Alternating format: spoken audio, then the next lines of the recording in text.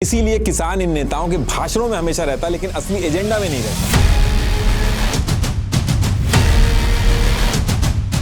अगर बीजेपी ने इंडिया के इस एग्रीकल्चर मार्केट को खोलने की गलती कर दी, कैटल्स और गाय के खाने में ये लोग मीट मिला रहे हैं, जेनेटिकली मॉडिफाइड क्रॉप्स की गाजर जो यूएस दिखा रहा है ये ऐसी भारी पड़ेगी। इधर ट्रंप टैरिफ पे टैरिफ मार रहा है और इधर इंडिया में ट्रंप की आरती उतर रही है। जिस आइलैंड पे इंसान तक नहीं रहते थे, उस आइलैंड तक पे टैरिफ मार दिया ट्रंप ने। ऐसा गेहूं उठा के यूएस ने इंडिया को भेजा जो सूअर के खाने लायक था, इंसानों के नहीं। अगर वॉर नहीं रोकी तो मैं गेहूं बंद कर दूंगा, जो करना है कर लो।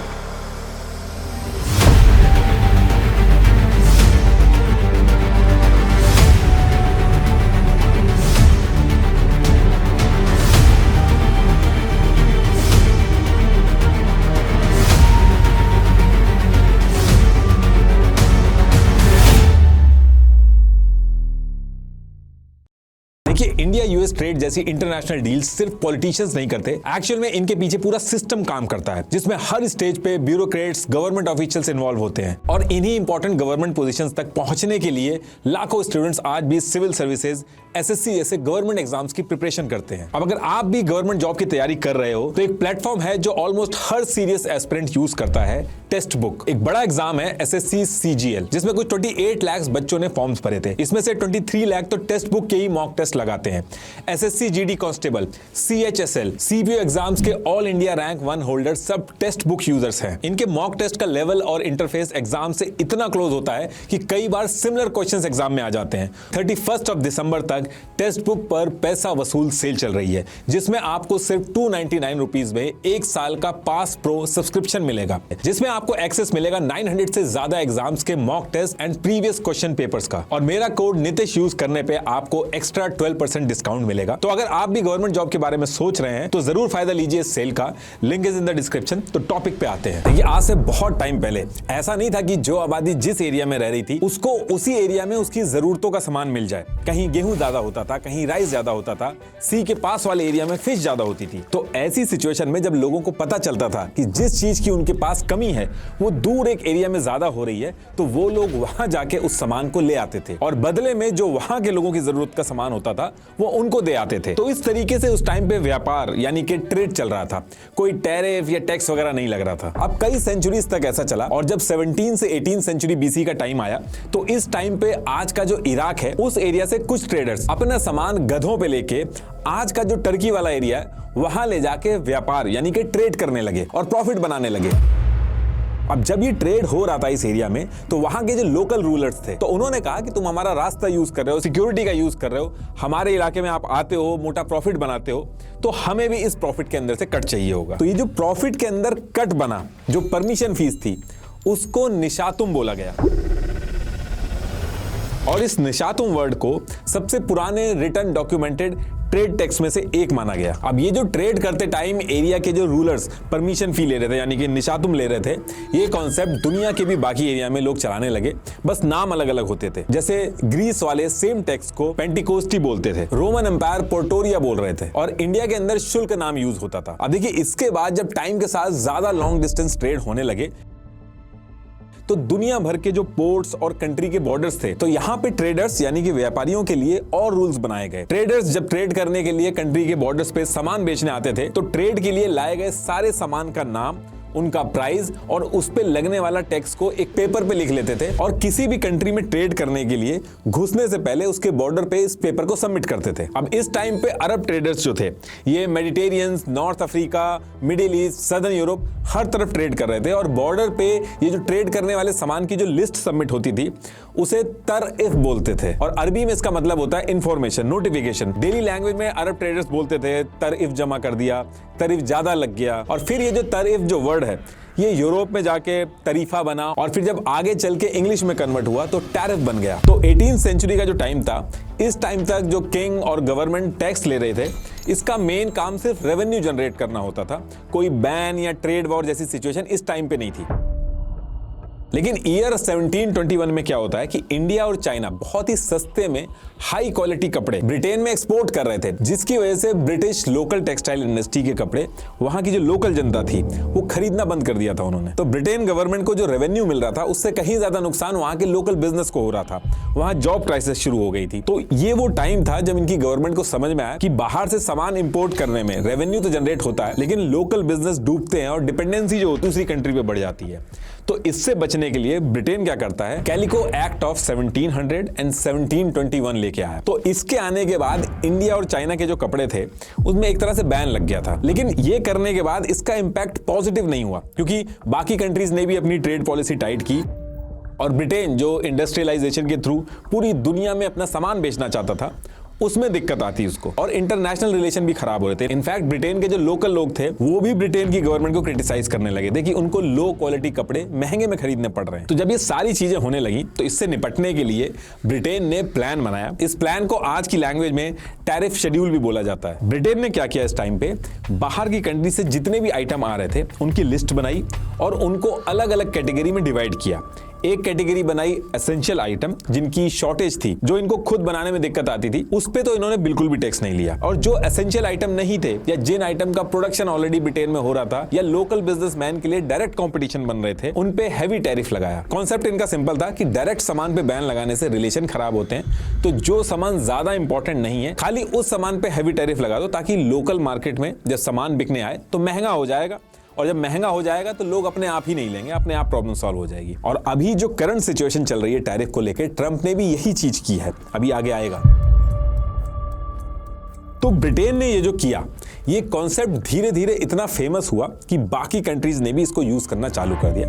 तो 4 जुलाई 1789 को यूएस भी टैरिफ एक्ट लेके आया। इनफैक्ट ब्रिटिश इंडिया भी ईयर 1878 में सी कस्टम्स एक्ट लेके आए। फिर ईयर 1894 में इंडियन टैरिफ एक्ट आया। तो ऐसे करके दुनिया के अलग अलग कोने में टैरिफ लगने लगे अलग अलग तरीके से। अब यहां तक तो कोई दिक्कत नहीं थी, जिसका जो मन कर रहा था वो टैरिफ लगा रहा था। लेकिन 29 अक्टूबर 1929 को यूएस में वॉल स्ट्रीट क्रैश हुआ। पूरा यूएस का मार्केट डाउन पड़ गया, लोकल इंडस्ट्रीज बंद हो गई, यूएस के अंदर जॉब जाने लगी और इसका इंपैक्ट बाकी दुनिया पे भी पड़ा। तो जब ऐसा हुआ तो इससे निपटने के लिए उस टाइम के यूएस प्रेसिडेंट हर्बर्ट ने अपने लोगों की जॉब और लोकल इंडस्ट्री को बचाने के लिए 17 जून 1930 को एक स्मूथ हॉली टैरिफ एक्ट लेके आए यूएस के अंदर। और इस एक्ट के आने के बाद ये हुआ कि बाहर से जितना भी सामान आ रहा था यूएस के अंदर, उसमें से 20,000 आइटम्स पे 40 से 60% टैरिफ लगा दिया गया। कुछ आइटम्स पे तो 100% टैरिफ लगा दिया गया। जो इस टाइम पे ट्रम्प कर रहे हैं, कुछ उसी तरीके की चीजें यूएस प्रेसिडेंट हर्बर्ट ने भी किया। और जब इस टाइम पे ये चीज हुई तो जो बाकी कंट्रीज थी उन्होंने भी देख के कहा कि हमें भी अपनी लोकल मार्केट बचानी है।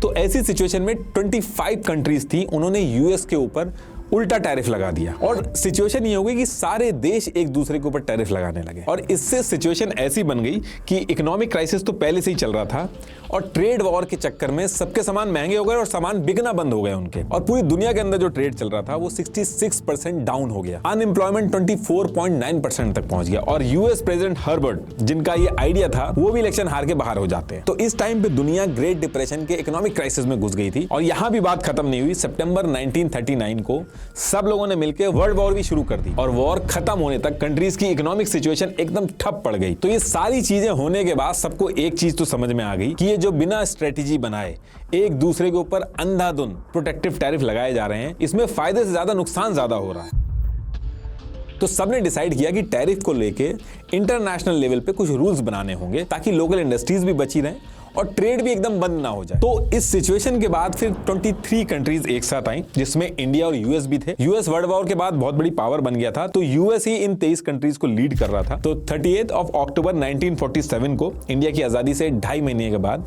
इन कंट्रीज ने मिलकर एक इंटरनेशनल बॉडी बनाई, जिसका नाम रखा general agreement on tariffs and trade system, GATT. Today, nations from around the world have come together to sign the General Agreement on Tariffs and Trade, GATT, a landmark move aimed at lowering tariffs and reshaping global commerce.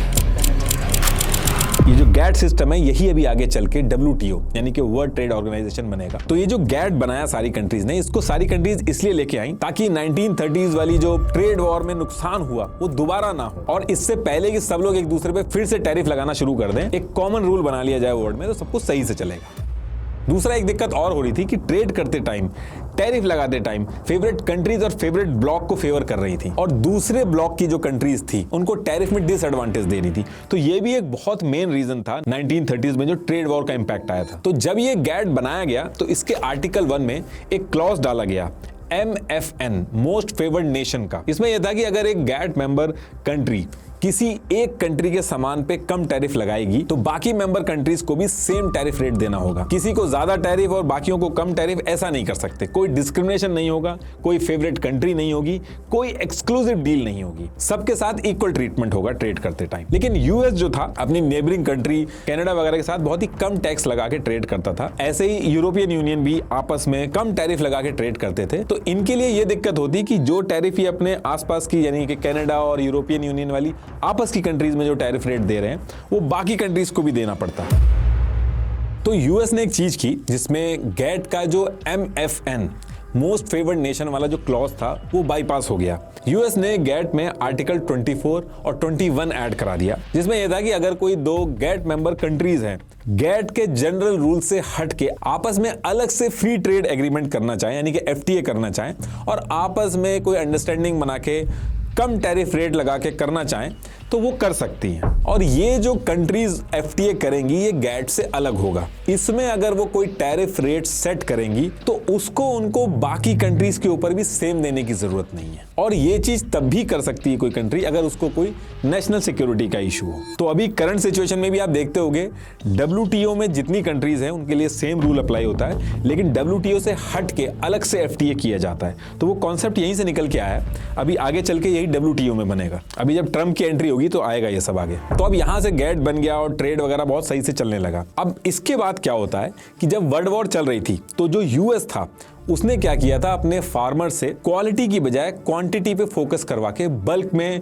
Wheat, corn, soybean इनका production करवाया था। क्योंकि war के time में bulk में food की supply की जरूरत होती है। उस समय अगर फूड की कमी हो जाए तो बहुत दिक्कत आ जाती है। तो अब वर्ल्ड वॉर तो खत्म हो चुकी थी लेकिन प्रोडक्शन उतना ही हो रहा था, तो डिमांड कम हो गई थी और प्रोडक्शन ज्यादा था और इन आइटम्स को स्टोर करने में भी बहुत दिक्कत आ रही थी, पैसा ज्यादा लग रहा था। और उस टाइम पे इंडिया की जो सिचुएशन थी वहां पे भी बहुत ज्यादा अकाल, सूखा और भूखमरी थी।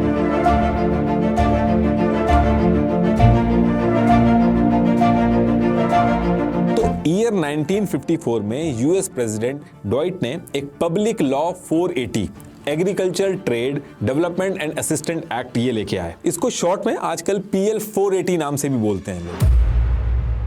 तो इसमें यूएस ने क्या किया कि यूएस के पास जो लो क्वालिटी सरप्लस वीट था यानी कि जो एक्स्ट्रा वीट था, इंडिया से बात की और कहा कि अगर आपके पास डॉलर नहीं भी है तो आप यूएस से अपनी करेंसी यानी कि रुपी देके ये अनाज ले सकते हो। यूएस का ये था कि लो क्वालिटी अनाज भी यूज हो जाएगा, इंडिया के ऊपर रशिया का जो इन्फ्लुएंस बढ़ रहा था वो भी कम होगा, दोनों काम हो जाएंगे। और इंडिया को भी जरूरत थी। तो 29 अगस्त 1956 को इंडिया ने यूएस से PL 480 एग्रीमेंट पे साइन कर लिया और ये जो लो क्वालिटी अनाज था इसको लेना स्टार्ट कर दिया। अब ये जो अनाज लिया जा रहा था इसकी जो क्वालिटी थी, मल्टीपल रिपोर्ट्स में ये चीज मेंशन है कि यूएस ये जो PL 480 का सस्ता गेहूं इंडिया भेज रहा था ये सिर्फ और सिर्फ सुअर यानी कि पिग के खाने लायक था, इंसानों के खाने लायक नहीं था।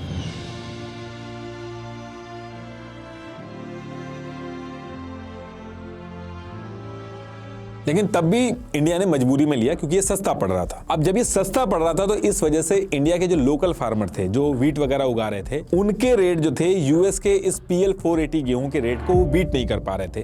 तो लोकल फार्मर्स को भी नुकसान होने लगा और जब नुकसान होता है तो प्रोडक्शन वो लोग कम कर देते हैं। और इसकी वजह से कुछ ही सालों में इंडिया की डिपेंडेंसी यूएस के ऊपर ऐसी हो गई कि इंडिया को जितने गेहूं की जरूरत होती थी उसका 40% गेहूं यूएस से आता था। और यूएस जो अनाज देता था ये भी एक साथ नहीं देता था, धीरे धीरे करके देता था। हर दूसरे दिन यूएस के 2-3 जहाज भर के इंडियन पोर्ट पे आते थे और तुरंत उस अनाज को लोगों में बांटा जाता था, तब जाके खाना मिलता था लोगों को। अब इंडिया की ये जो अनाज को लेके जो डिपेंडेंसी थी ये भारी भी पड़ी इंडिया पे। ईयर 1965 में पाकिस्तान के साथ जब इंडिया की लड़ाई हुई तो यूएस ने धमकी दी इंडिया को कि वो अनाज बंद कर देंगे। सेम ईयर में यूएस की वियतनाम के साथ वॉर हुई तो इंडिया ने बॉम्बिंग रोकने वगैरह के लिए स्टेटमेंट दे दिए थे। ये दोनों चीजें यूएस को बिल्कुल पसंद नहीं आई। तो यूएस ने इंडिया को सबक सिखाने के लिए इंडिया में जो इस अनाज की जो सप्लाई थी वो सप्लाई लेट करना स्टार्ट कर दी, जिससे इंडिया को यूएस के हिसाब से चलना पड़ा। इनफैक्ट ईयर 1966 दिसंबर में यूएस के प्रेसिडेंट जॉनसन ने इंडिया का एक्चुअल में अनाज रोक दिया था और इंडिया के अंदर लोगों की बहुत ज्यादा हालत खराब हो रही थी। वो तो जॉनसन की बेटी थी, उन्होंने जॉनसन से रिक्वेस्ट की कि एटलीस्ट वो क्रिसमस में इंडिया के अनाज की सप्लाई ना रोके। तब जाके जॉनसन ने कुछ अनाज के शिप भेजे इंडिया में। अभी सुनने में बड़ी नॉर्मल सी बात लग रही है कि अनाज लेट कर दिया या अनाज भेजा नहीं, लेकिन इतनी बड़ी पॉपुलेशन के लिए अनाज में दिक्कत आना एक न्यूक्लियर वेपन यूज करने जैसा था। ये लोग अनाज रोकते थे और इंदिरा गांधी जी को बार बार मजबूरी में फोन करके घंटों रिक्वेस्ट करनी पड़ती थी यूएस प्रेसिडेंट से कि सप्लाई भेज दें। और एक बार इंदिरा गांधी जी को इतना डिसरिस्पेक्टफुल लगा कि उनको अनाज के लिए इतनी रिक्वेस्ट करनी पड़ रही है, उन्होंने फोन काटा और ये फैसला लिया कि कुछ भी हो जाए इंडिया अपने फूड के लिए किसी दूसरे देश के आगे हाथ नहीं फैलाएगा। और फिर धीरे धीरे करके रिफॉर्म्स वगैरह आए और अनाज की जो डिपेंडेंसी थी वो कम हुई। इनफैक्ट ईयर 1971 की वॉर के बाद इंडिया रशिया की तरफ ज्यादा शिफ्ट हो गया। अब इसके 3 साल बाद क्या होता है कि ईयर 1974 में यूएस एक ट्रेड एक्ट ऑफ 1974 लेके आया। इसके सेक्शन 501, 506 में इन्होंने जर्नलाइज सिस्टम ऑफ प्रेफरेंस यानी कि जीएसपी इंट्रोड्यूस किया। इसमें इन्होंने दुनिया भर की जितनी डेवलपिंग कंट्री थी उनसे कहा कि आप अपना लोकल प्रोडक्ट यूएस में आके बेचो, यूएस उस पे 0 या फिर बिल्कुल ना के बराबर टैरिफ लगाएगा। ऐसा यूएस ने इसलिए किया ताकि सोवियत यूनियन यानी कि आज का रशिया, इसका इन्फ्लुएंस इन डेवलपिंग कंट्रीज पे कम रहे। डेवलपिंग कंट्रीज जो हैं वर्ल्ड की वो यूएस लेड ट्रेडिंग सिस्टम से जुड़ के यूएस की तरफ रहे। और जनरलाइज सिस्टम ऑफ प्रेफरेंस यानी कि जीएसपी लाने से एक चीज और हुई कि यूएस ने अपना लेबर इंटेंसिव कम पैसे वाला मेहनत के काम जो थे वो डेवलपिंग कंट्रीज पे शिफ्ट कर दिया और हाईटेक प्रोडक्ट्स जिसमें ज्यादा पैसा होता था उस पे खुद काम किया ताकि दुनिया की जो सप्लाई चेन में इंपॉर्टेंट चीजें हैं उन पे यूएस का कंट्रोल रहे और जो लेबर इंटेंसिव कम पैसे वाले काम हैं उन पे इनका टाइम ना खराब हो। यूएस के इस जीएसपी सिस्टम को 1 जनवरी 1976 को 100 से ज्यादा डेवलपिंग कंट्रीज ने इंक्लूडिंग इंडिया ज्वाइन कर लिया। और ज्वाइन करने के बाद इंडिया को फायदा ये हुआ कि 2000 प्रोडक्ट जो यूएस को इंडिया भेजता था वो ड्यूटी फ्री एक्सपोर्ट कर सकता था। अब देखिए इंडिया ने इस टाइम पे गैट भी ज्वाइन किया, यूएस से जीएसपी का भी बेनिफिट लिया, रशिया से मिलिट्री वेपन का भी सपोर्ट लिया। इंडिया की जरूरतें ऐसी थी कि हर तरफ से चीजें मैनेज करके जहां से जो बेनिफिट हो सका वो इंडिया ने किया। लेकिन इंडिया ने आजादी के बाद एक चीज मेंटेन की कि अपने डोमेस्टिक लोकल मार्केट को बचाने के लिए ज्यादा से ज्यादा टैरिफ लगाए जिससे बाहर की कंपनीज इंडिया में आके इंडियन कंपनीज के लिए कंपटीशन ना बन जाए। इनफैक्ट ईयर 1980 में इंडिया वर्ल्ड का सबसे ज्यादा टैरिफ लगाने वाला कंट्री बन गया था। टेक्सटाइल पे 350% टैरिफ, इंडस्ट्रियल आइटम्स पर 100% टैरिफ और इसके साथ इंडिया ने क्वांटिटी रिस्ट्रिक्शंस भी लगा रखे थे। तो यूएस और वेस्ट के प्रोडक्ट जब इंडिया में आते थे तो वो इतने महंगे हो जाते थे कि बिकते ही नहीं थे और ये चीज यूएस को उस टाइम पे बिल्कुल पसंद नहीं आती थी। यूएस ने हर वो कोशिश की कि इंडिया अपना टैरिफ कम करे ताकि इंडियन मार्केट में यूएस के प्रोडक्ट बिकने में आसानी हो, लेकिन इंडिया माना नहीं। लेकिन इसके बाद जब ईयर 1990, 1991 का टाइम था, इस टाइम पे इंडिया में इकोनॉमिक क्राइसिस आया और इंडिया आईएमएफ और वर्ल्ड बैंक से हेल्प लेने गया। अब ये जो आईएमएफ और वर्ल्ड बैंक हैं इन पे यूएस और वेस्ट का इन्फ्लुएंस है। तो आईएमएफ ने कहा कि हम लोग लोन तो दे देंगे लेकिन आपको अपना मार्केट खोलना होगा, इकोनॉमी जो है आपको वो रिस्ट्रक्चर करनी होगी। तो यहां से थोड़े टाइम बाद इंडिया ने लिबरलाइजेशन, प्राइवेटाइजेशन, ग्लोबलाइजेशन, एलपीजी ये जो था इसको अलाउ किया। तो इस तरीके से इंडियन इकोनॉमी के जो दरवाजे थे वो यूएस और वेस्ट के लिए थोड़े थोड़े खुलने लगे। जो इंडिया के अंदर मैक्सिमम टैरिफ 355% तक था, इंडिया ने उसको ईयर 1995 तक 50% के आसपास तक कर दिया था और धीरे धीरे 20% पे आ गया था। और ये जो ईयर 1995 का जो टाइम चल रहा था, सेम ईयर में जो गैट चल रहा था उसको रिप्लेस किया गया और थोड़ा फॉर्मलाइज और कुछ सेक्टर और ऐड करके एक परमानेंट इंटरनेशनल ऑर्गेनाइजेशन बनाई गई, वर्ल्ड ट्रेड ऑर्गेनाइजेशन।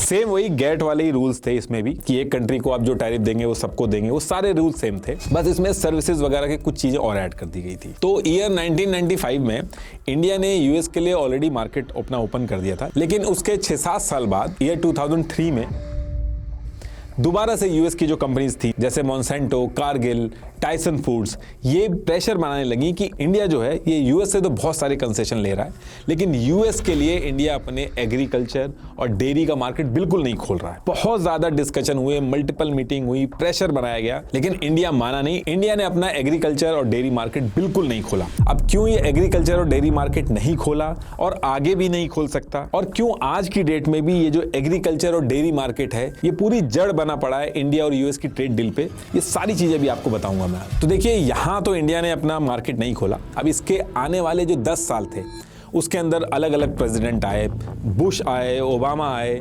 इस पूरे टाइम में ये लोग इंडिया के पीछे पड़े रहे, लेकिन इंडिया ने फिर भी एग्रीकल्चर और डेयरी मार्केट नहीं खोले। ईयर 1997 में WTO में इंडिया और यूएस का क्लैश हुआ। इसके बाद ईयर 2007 में बॉर्डर टैक्स को लेकर इंडिया और यूएस में क्लैश हुआ। इनफैक्ट इंडिया ने अपना एग्रीकल्चर मार्केट खोलना तो दूर की बात, ईयर 2012 में यूएस के पोल्ट्री और कुछ एग्रीकल्चर आइटम पे डायरेक्ट बैन लगा दिया। यूएस ने DS 430 में WTO में कंप्लेन भी करी, केस भी चला इस चीज को लेके। तो ये जो सिचुएशन चल रही थी इस पूरे टाइम पे इंडिया और यूएस के बीच में एग्रीकल्चर मार्केट को लेके, उस टाइम पे इतनी ज्यादा बड़ी नहीं बनी, क्योंकि उस टाइम पे यूएस जो था वो चाइना के मार्केट से अपनी जरूरतें पूरी कर ले रहा था। यानी कि यूएस के जो फार्मर थे वो अपना प्रोडक्ट चाइना के मार्केट में सेल कर रहे थे। तो इतना बड़ा इशू हुआ नहीं, लेकिन यूएस इंडिया के ऊपर प्रेशर बनाता रहा। तो ईयर 2016 तक तो ये सारी चीजें ऐसी चलती रहीं, लेकिन असली गेम चेंज हुआ ईयर 2017 में, जब 28 जनवरी 2017 को ट्रंप यूएस के प्रेसिडेंट बन के आते हैं।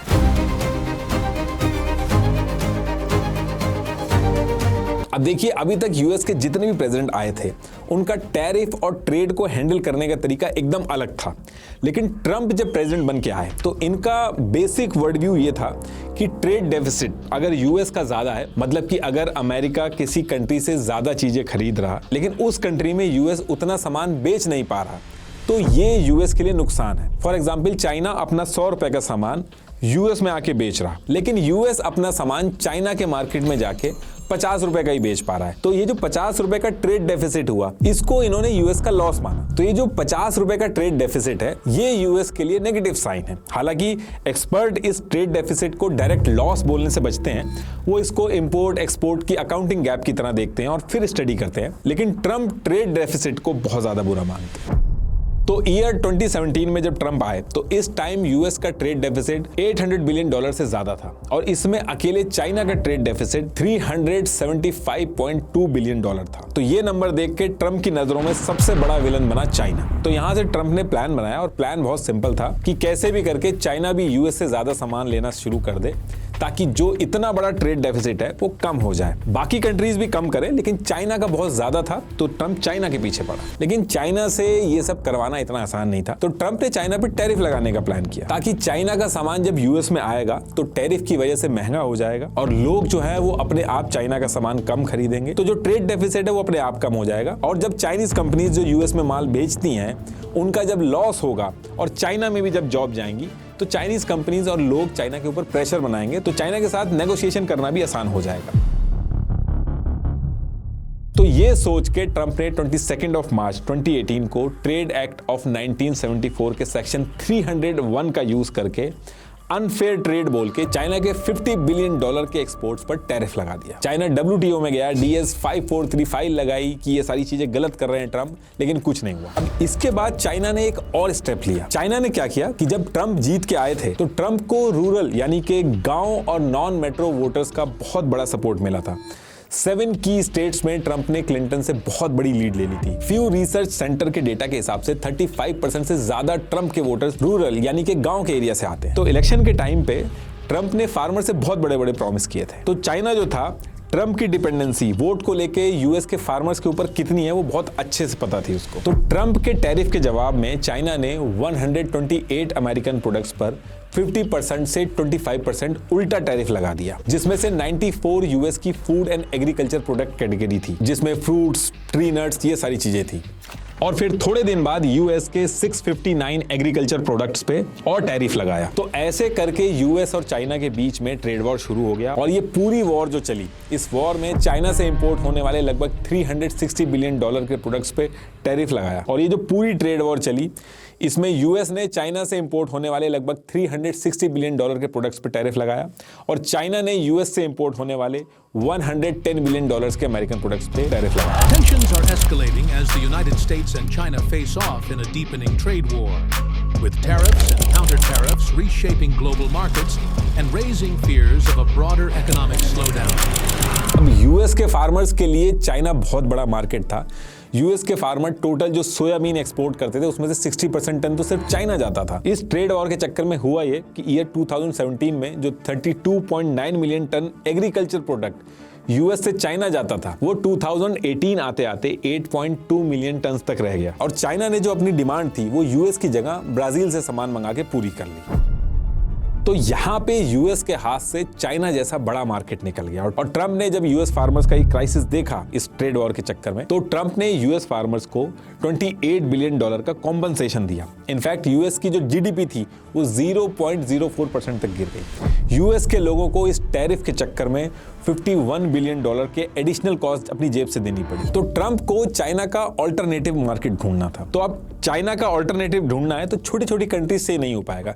चाइना का ऑल्टरनेटिव एक ही था, वो था इंडिया। अगर इंडिया अपना एग्रीकल्चर मार्केट खोल दे तो ट्रम्प की जो प्रॉब्लम वो सॉल्व हो जाएंगी, वो अपने फार्मर्स को खुश कर लेंगे और यूएस को चाइना पे डिपेंडेंट नहीं रहना होगा। अब यहां से ट्रम्प की मजबूरी बन गई कि कैसे भी करके इंडिया अपना एग्रीकल्चर मार्केट खोले। तो इसके बाद ट्रम्प ने क्या किया कि यूएस ने जो इंडिया को GSP, generalize system of preference, जो मैंने अभी पहले बताया था, इस स्कीम में डाला था, तो ट्रम्प ने इंडिया को इसमें से निकाल दिया और इसके बाद एग्रीकल्चर मार्केट को खोलने के लिए इंडिया से back to back negotiation start की। और इंडिया ने एग्रीकल्चर मार्केट खोलना तो दूर की बात, इंडिया ने फाइनेंस एक्ट 2020 के अंडर 1 अप्रैल 2020 से digital service tax DST implement कर दिया, जिसमें ये जो यूएस की कंपनीज थी, Amazon, Google, Netflix, Apple, Facebook, इनके ऊपर 2% डिजिटल सर्विस टैक्स लगा दिया।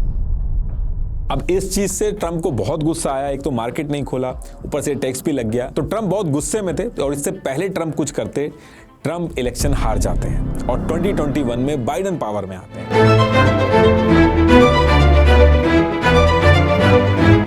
बाइडेन के आने के बाद यूएस चाइना टेंशन थोड़ी कम हुई। मल्टीपल टॉक्स के बाद चाइना ने यूएस के एग्रीकल्चर प्रोडक्ट्स की बाइंग वापस से बढ़ाई और चाइना से यूएस का एग्रीकल्चर एक्सपोर्ट 40.9 बिलियन तक पहुंचा। तो कुछ टाइम तक तो ये सारी चीजें चली और फिर इसके बाद ईयर 2025 यानी कि इसी साल ट्रम्प फिर से वापस प्रेसिडेंट बनते हैं और इस बार भी सेम चीज हुई। इलेक्शन में ट्रम्प को यूएस के फार्मर्स ने बहुत सपोर्ट किया और ट्रम्प ने भी इलेक्शन के टाइम पे फार्मर से बहुत बड़े बड़े वादे किए और ट्रम्प के आने के बाद यूएस का जो ट्रेड डेफिसिट था वो और ज्यादा बढ़ गया था, $1.2 ट्रिलियन हो गया था, जिसमें से चाइना के साथ सबसे ज्यादा ट्रेड डेफिसिट था, 295 बिलियन का ट्रेड डेफिसिट था। तो ट्रम्प ने आते ही सबसे पहले वही चीज की जो पहले की थी, चाइना पे टैरिफ लगाया और इसके बदले में चाइना ने भी सेम चीज की। चाइना ने $21 बिलियन वर्थ का यूएस एग्रीकल्चर और फूड प्रोडक्ट पे टैरिफ मार दिया और फिर आगे चल के रेयर अर्थ पे भी टैरिफ लगाया। तो ऐसे करते करते इस बार फिर से दोनों ने एक दूसरे पे 84% से 125% तक के टैरिफ लगा दिए और जो यूएस फार्मर्स थे,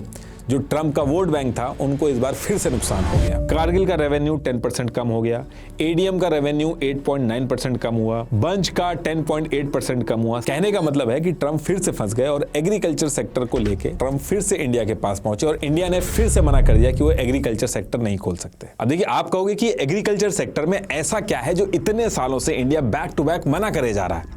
तो देखिए, इंडिया अगर चाह भी ले तो अपने एग्रीकल्चर सेक्टर को खोल नहीं सकता और ऐसा मैं क्यों कह रहा हूं वो भी मैं बताता हूं आपको। एक्चुअली थोड़े टाइम पहले, ईयर 1974 के आसपास का जो टाइम था, इस टाइम पे यूएस में एक कंपनी थी मोनसेंटो। ये लोग राउंड अप नाम से एक हर्बिसाइड केमिकल बना के बेचते थे। फसलों के बीच में जो वीड यानी कि जो जंगली घास उग जाती है, उसको ये राउंड अप केमिकल खत्म कर देता था। लेकिन इसमें दिक्कत ये थी कि ये जो केमिकल था ये फसलों पे भी इंपैक्ट डालता था, जिससे फार्मर्स की प्रोडक्टिविटी कम हो जाती थी। तो इस मोनसेंटो कंपनी ने क्या किया कि सोयाबीन के सीड्स यानी कि बीज को जेनेटिकली मॉडिफाई किया और ऐसा बना दिया कि अगर आप इस जेनेटिकली मॉडिफाइड सीड से उगे क्रॉप्स पे इनका राउंड अप केमिकल का स्प्रे मारोगे तो फसल को कुछ नहीं होगा, लेकिन जंगली घास जो होगी वो बिल्कुल खत्म हो जाएगी। और ये इनका एक्सपेरिमेंट जो था, ये काम किया। जब इस जेनेटिकली मॉडिफाइड सीड को फार्मर्स ने यूज किया तो फसल की पैदाइश बहुत ज्यादा बढ़ गई और ये सीड्स बहुत ही कम टाइम में बहुत तेजी से फेमस हो गए। और जब ये फेमस हुआ तो जिस प्रोसेस से इन्होंने जेनेटिकली मॉडिफाइड सोयाबीन के सीड्स बनाए थे, उसी प्रोसेस के थ्रू इन्होंने बाकी क्रॉप्स के भी जेनेटिकली मॉडिफाइड सीड्स बनाए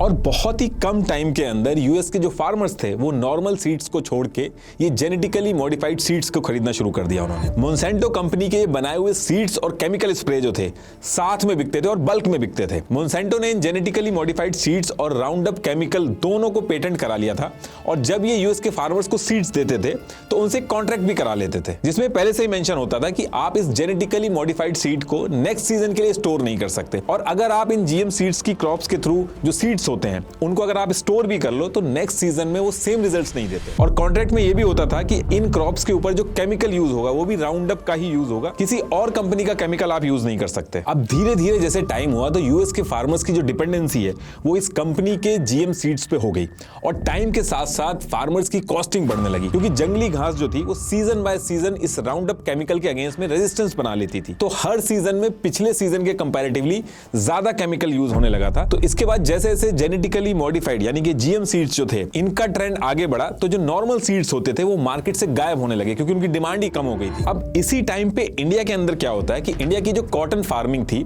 इसमें एक बहुत बड़ी दिक्कत चल रही थी। एक कीड़ा होता है बॉलवॉर्म, ये इंडिया के अंदर जो कॉटन क्रॉप्स थी उनको बहुत ज्यादा खराब कर रहा था, जिससे फार्मर्स को बहुत ज्यादा लॉस हो रहा था। तो इससे निपटने के लिए इंडिया ने यूएस की ये जो मोंसेंटो कंपनी थी इससे बात की और इंडिया के अंदर एक कंपनी थी माइको, इसके साथ दोनों ने मिलकर genetically modified BT cotton seeds develop किए। इन सीड्स को ऐसे डेवलप किया कि जब इनसे प्लांट्स बनते थे तो वो खुद ही ये जो बॉलवॉर्म इंसेक्ट्स थे उनको मार देते थे। तो प्रॉब्लम सॉल्व हो गई और इसके साथ साथ जो प्रोडक्शन था कॉटन का वो 3 गुना बढ़ गया। लेकिन जैसे जैसे टाइम हुआ ये जो जेनेटिकली मॉडिफाइड सीड्स थे इनसे रिलेटेड जो प्रॉब्लम्स थी वो सामने आने लगी। एक तो आम किसान जो नॉर्मल सीड्स यूज करते थे वो कंपटीशन से बाहर हो गए थे, क्योंकि जेनेटिकली मॉडिफाइड ज्यादा प्रोड्यूस करता था कम पैसे में। दूसरा, इन जेनेटिकली मॉडिफाइड सीड्स से फायदा तो हो रहा था, लेकिन फायदे का जो मेजर हिस्सा था वो यूएस की ये जो मोंसेंटो कंपनी थी ये रॉयल्टी के नाम पे ले जा रही थी। 450 ग्राम बीटी कॉटन 1600 से 1800 रुपीज का था, जिसमें से 1250 रुपीज यूएस की ये जो मोंसेंटो कंपनी थी ये रॉयल्टी के नाम पे ले जाती थी। और हर साल इस पे जो पेस्टिसाइड्स वगैरह यूज होते थे उनकी क्वांटिटी ज्यादा लगती थी, तो कॉस्ट भी बढ़ती थी फार्मर्स की। और इसके जो सीड्स थे उनको भी स्टोर नहीं किया जा सकता था, तो हर साल नए सीड्स खरीदने पड़ते थे। तो फार्मर्स ने और अलग अलग यूनियंस ने इस मोंसेंटो कंपनी पे बहुत ज्यादा प्रेशर बनाया कि वो अपनी रॉयल्टी कम कर दे, लेकिन ये कंपनी मानी नहीं। फिर रॉयल्टी, लाइसेंस, पेटेंट को लेकर ये मामला लंबा कोर्ट के अंदर चला। फिर कोर्ट ने मोंसेंटो को 70% रॉयल्टी कट करने के ऑर्डर दे दिए और जब ये चीज हुई तो मोंसेंटो इंडिया छोड़ के चला गया। और ये जो रॉयल्टी वगैरह की मैं बात बता रहा हूँ ये इकलौती दिक्कत नहीं थी जेनेटिकली मॉडिफाइड सीड्स की, और भी कई सारे इशू जो हैं वो जेनेटिकली मॉडिफाइड सीड्स के साथ लिंक्ड है। ये जीएम सीड्स जो होते हैं ये जिस एरिया में यूज होते हैं अगर उस एरिया में कोई और नॉर्मल सीड्स भी यूज करता है तो उनके ऊपर भी इंपैक्ट डालते हैं। मान लो 2 किसान हैं और उनमें से एक किसान जीएम सीड्स का यूज करने लगे तो दूसरा किसान जो नॉर्मल सीड्स यूज कर रहा है उस पे भी ये जीएम सीड्स की फसल का असर आने लगता है। और ऐसा इसलिए होता है क्योंकि मधुमक्खी और इंसेक्ट्स वगैरह जो होते हैं ये क्रॉस पॉलिनेशन वगैरह करते हैं, उससे नॉर्मल सीड्स में भी जीएम सीड्स के डीएनए मिक्स हो जाते हैं और धीरे धीरे जैसे जैसे टाइम होता है तो नॉर्मल फसल भी अपनी ओरिजिनलिटी खो देता है और उसमें जीएम सीड्स की प्रॉपर्टी आने लगती है। और ये इस तरीके की डीएनए मिक्सिंग जो हो जाती है टाइम के साथ साथ ये अपने आप में इंडिया के लिए एक नई प्रॉब्लम खड़ी कर देती है।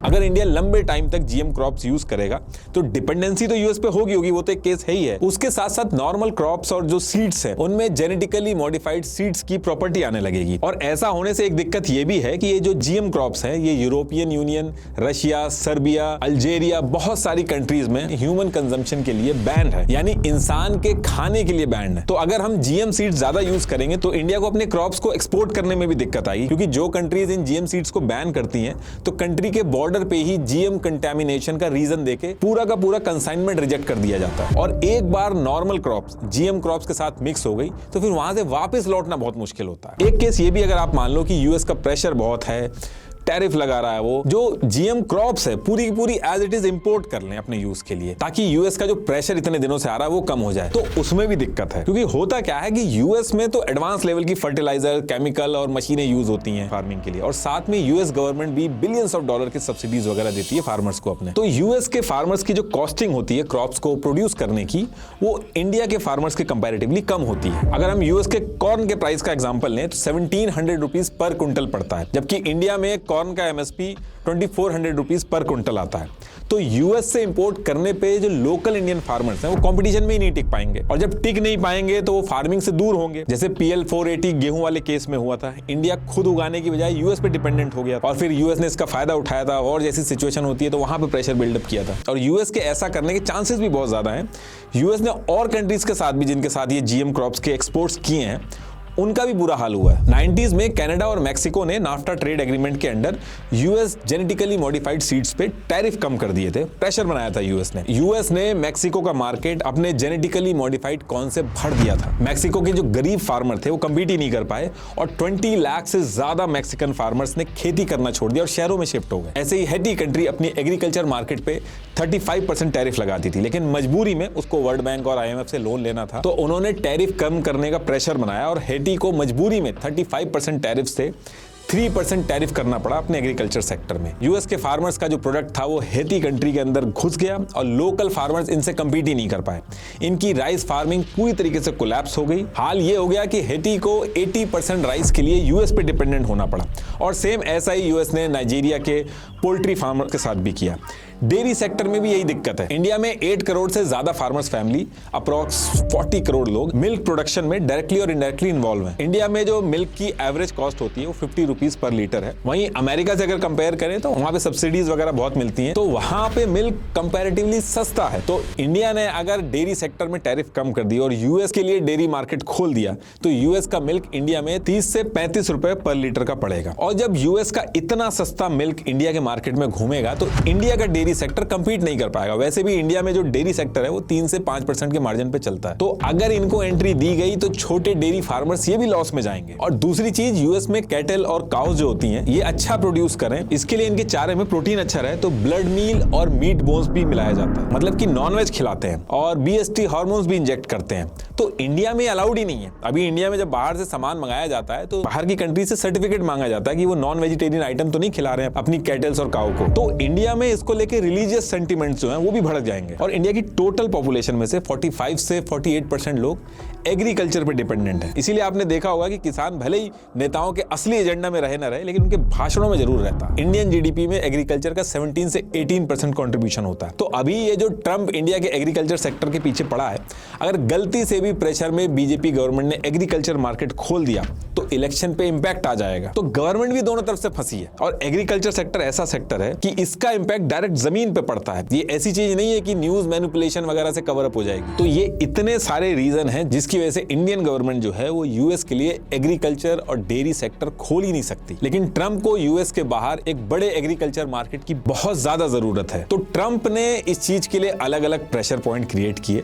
इन्होंने मल्टीपल चीजें की, जैसे थोड़े टाइम पहले इन्होंने एग्जीक्यूटिव ऑर्डर 14257 निकाला जिसमें एक फॉर्मूला यूज करा है। ये वो फॉर्मूला है, एक बार आप पॉज करके देख लेना। इस फॉर्मूले को यूज करके ट्रंप ने पूरे वर्ल्ड की कंट्रीज पे टैरिफ लगा डाला है। किस कंट्री पे कितना लगा है ये उसकी लिस्ट है, आप देख लेना एक बार।